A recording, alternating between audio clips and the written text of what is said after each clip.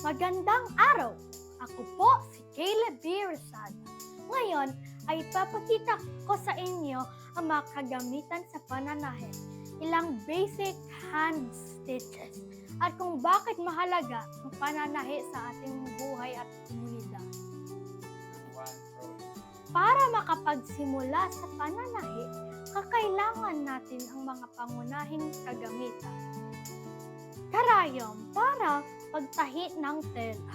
Sinulid, nagdudugtong ng mga piraso ng tela.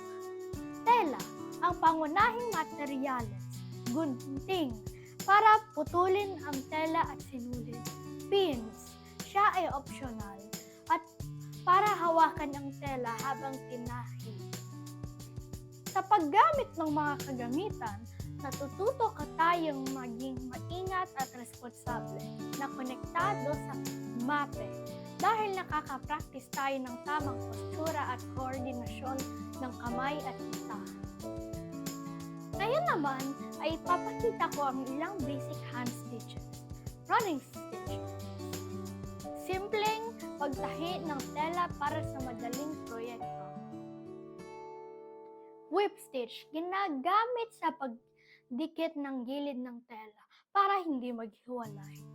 Ang pag-aral ng mga stitches na ito ay hindi lamang nakakapagpalakas ng ating pagiging malikhain, kundi nakakatulong din sa MAPE sa pamamagitan ng pagpaparaktis ng konsentrasyon, pasensya at tamang postura.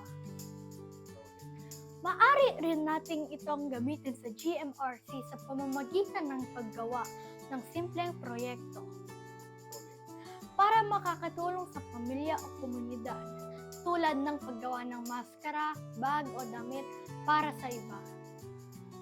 MAPE, natututo tayong maging maayos sa ating katawan at isip at mas nagpapalakas ang ating koordinasyon at konsentrasyon.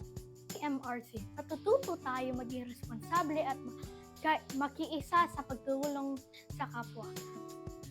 Kahit sa pamamagitan ng pananahe, hindi lamang tayo natututo ng isang kasanayan, kundi na ipapakita rin natin ang ating malasakit at pagiging mabuting miyembro ng pamilya at komunidad. Maraming salamat po sa panonood.